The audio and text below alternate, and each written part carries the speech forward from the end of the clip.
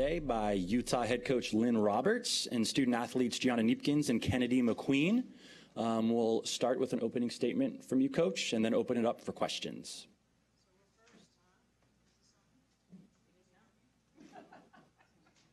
Welcome back, Coach. Thank you.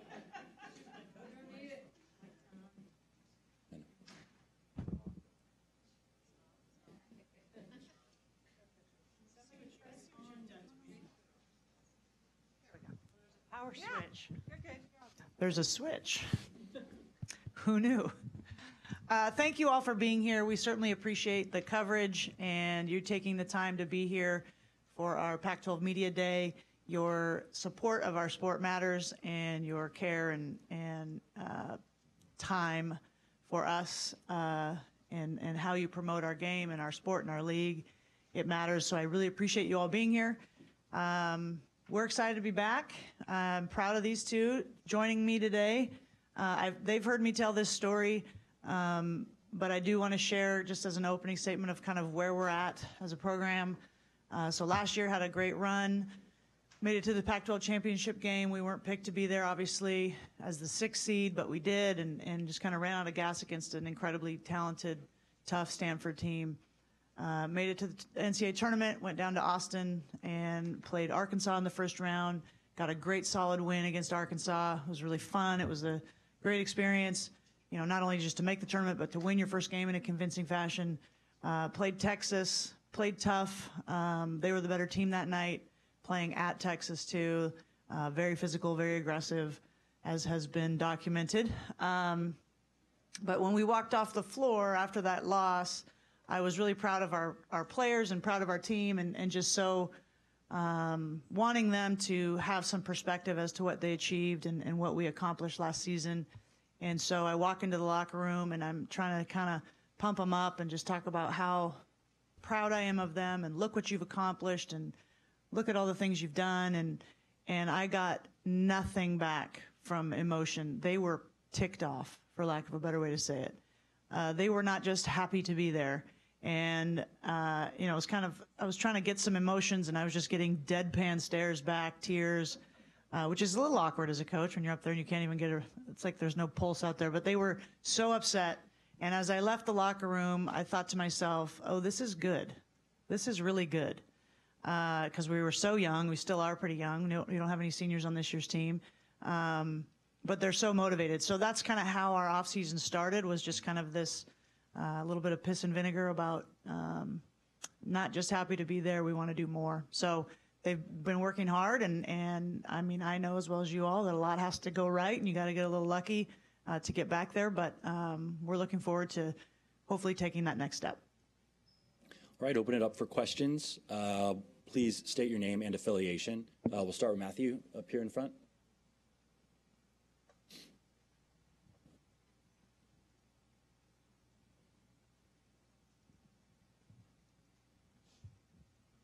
Thank you, Matthew Walter from The Next. Hi, Coach.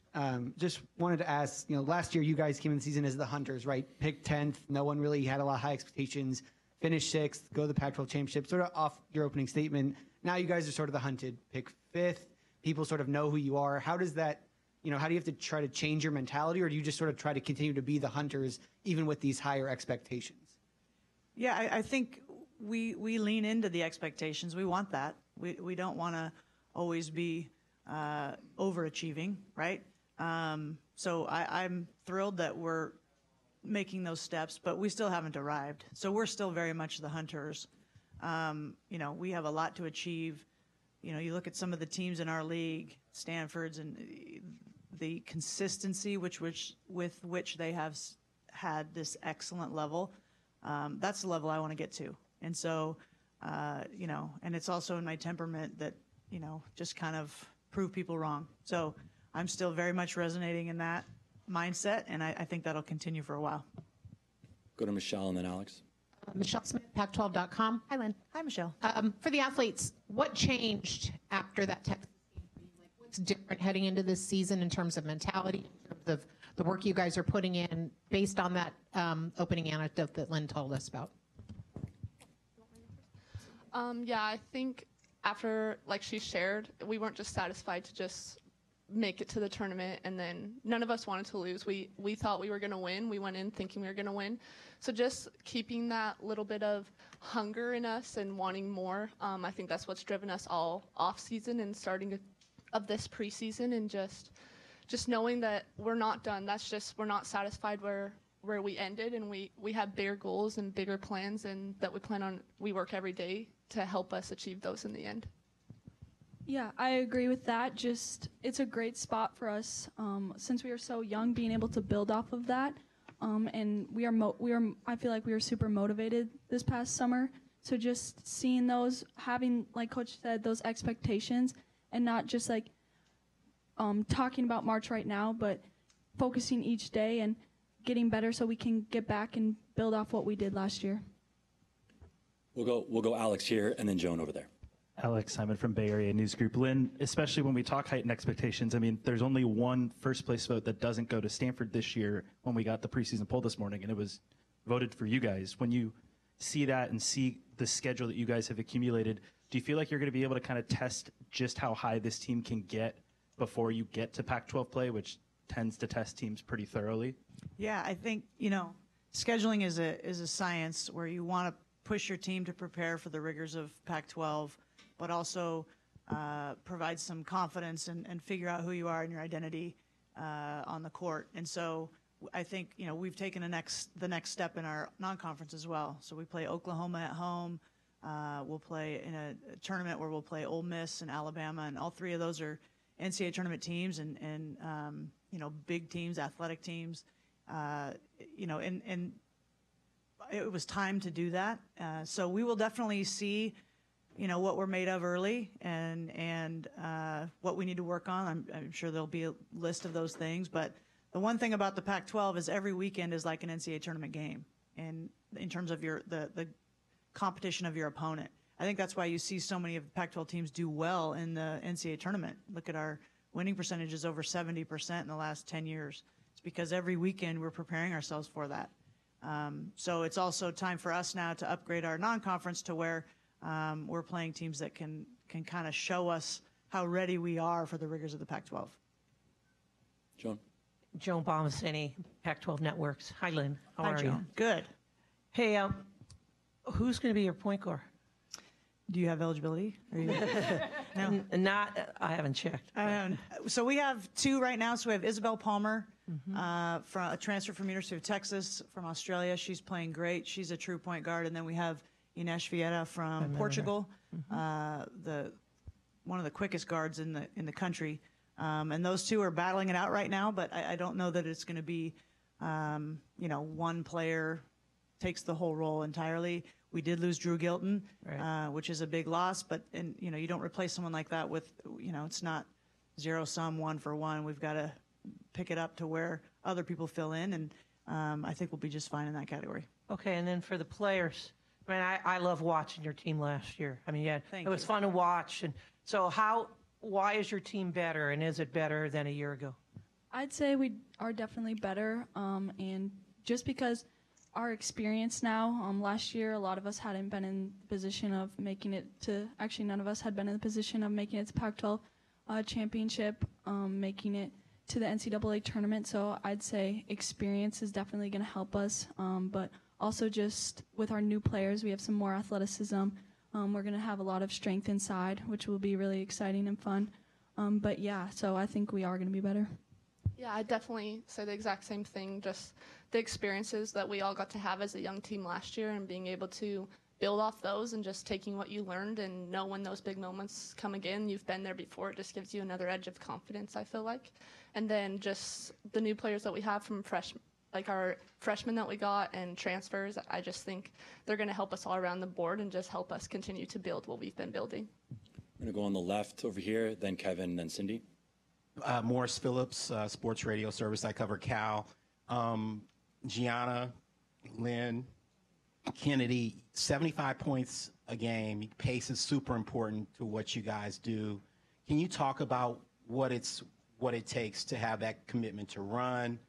It's not just, a mindset. It's you've got to condition yourself in the off season as well. What can you just talk about that commitment? Yeah, so we always want to, we had an incredible year offensively last year in terms of efficiency and points and pace of plays. It's the style I like to play. But you have to be in good shape. And there's a lot of variables that go into how we train. And our practices are fast and they're not super long.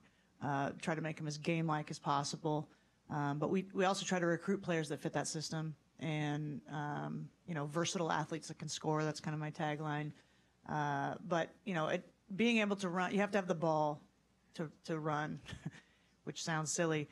So big emphasis on rebounding, offense and defensively. And this year, honestly, for us to take the next step, we got to get better defensively. Like that's the reality. And so how can we create more chances for ourselves to get the ball? Because we score at a pretty high clip. So how can we create more turnovers? And that's what we're working on right now. Just one more aside. Your appearance in the championship game last year, I listened to the broadcast, the Utah broadcast, and it felt big. Just kudos to your broadcast team. Thank you. And obviously the accomplishment of making the tournament championship game. Stanford picks you guys to win it. The coaches.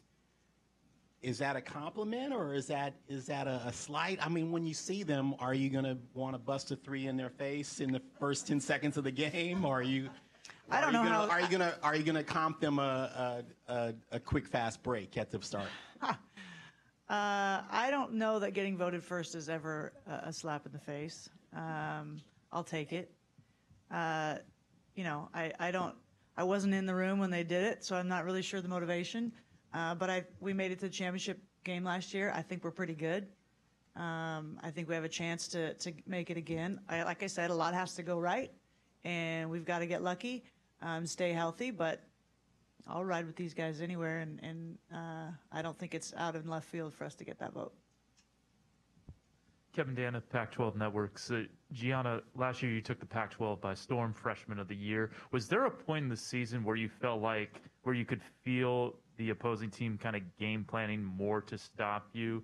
And for this year, now that everyone really knows, for real, that you are one of the players to stop, what are you doing to try to combat that and continue along with a great sophomore season? Yeah, I'd say just for me, it's more just focusing on what I can do to help our team, whether that's making the extra pass, getting a stop on defense, rebounding, scoring. Just finding things that I can do. I never want to just focus on what happened last year. I know I have things to work on, getting stronger, being more aggressive. So I focus on those on the off season, put a lot of time in. But it's always going to be about how I can help the team. And I think we have such a strong overall team. Everyone can score. So other teams, they have to worry about stopping everyone. So Go Cindy here and then Ann on the left. Cindy Brunson, Pac-12 Network. I agree with Joan because I was sitting next to her. Your guys' games were so fun to call. To the student athletes, Kennedy and Gianna's. First of all, is G Money cool for a nickname? Because I tried that out last season. It felt good to me. Did it feel good to you? Yes, great, love it. She goes by that. Okay. We do that a lot. All right, cool. To you guys specifically, what did you do over the summer to improve your game? Yeah, I think I've established in the Pac-12 that I can shoot and just being able to expand to just not be one-dimensional. So being able to get to the rim, be a better passer, just focusing on how I can get my teammates more involved that way, and then be a threat on other levels. And then I'm just surrounded by teammates that are all committed to that. So it makes it a lot easier knowing you're surrounded with people that have the same goals you do too. Yeah, I also just getting in the gym, but working a lot on me being the first contact, just being aggressive, like working on my mid-range as well. And then I put a lot of focus in on defense as well. I will say these guys too, as is the culture with our kind of our core group, is we have to get them out of the gym. So it's a constant no, today you cannot do anything. It's a day off. The culture right now is that they are so hungry to be better.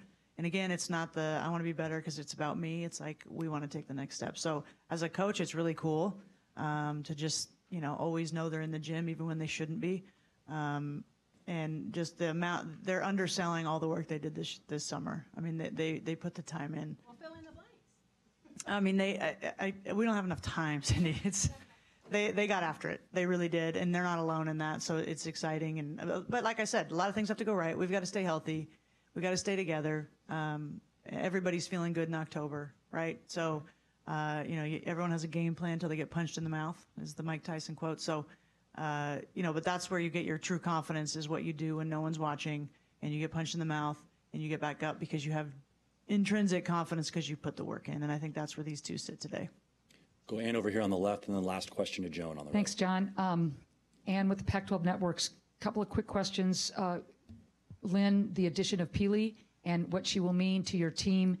And then, I've got you here, Kneepkens. Did you ever see Tara on the lake this year? I know she's got a lake house not too far from where you guys have a lake house. Did you see her? Was she out skiing? We'll get to that in a second. First, Peely, go. Yeah, Alyssa's been a tremendous addition to our team. I think transferring it always comes with, there's always some question marks as to buy-in or culture fit, or because the recruiting process is just in a microwave. It happens so fast. I certainly remember watching Alyssa in high school and just kind of coveting, wishing that I could have coached her. We recruited her. I teased her because she didn't return my calls that time out of high school, but got in on her this time, and just an incredible kid. And she has worked really hard to improve. And if she was sitting up here, she'd tell you the same thing, just work on her fitness and conditioning to play at the pace that we want her to play at. And she's doing a tremendous job. And we all know that if you get a motivated and in shape Alyssa Peely, then she's a force. And so that's, Kennedy alluded to it, the inside presence, and she can get going in practice where, everyone just kind of looks around and smiles. So it's a great addition, and she has really bought into what we're doing in our team, and it's been just really fun to have her and a joy to coach her. Have not seen her at the lake, but she's about, I would say, less than an hour away from where my cabin is, but Minnesota's a great place, so you should all visit. Last question to Joan. Joan Bomassini, Pac-12 Networks. Lynn, obviously a year ago, a lot more question marks than this year. Culture has changed, For sure. as you mentioned, but I want to ask the players a question. You have no seniors on your team. Okay, you have a young team, but a team that's now expecting to win. Who are the leaders on your team this year? Yeah, I think we all, obviously last year Drew, I would say, was our dominant leader, but now that she's gone, I think it's not going to just be one person. I think we're all going to have to step up in that role. We all have our own gifts and talents, so just all of us bringing forth those, and naturally there are some louder people on our team, so just kind of trusting each other is going to be the biggest thing, and we all have the same goals, so it's just going to be about all of us.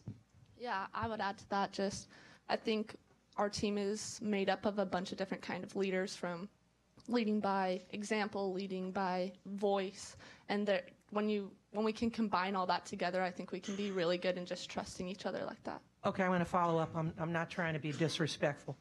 Okay, but I'm a coach. Yeah, that's not a good enough answer.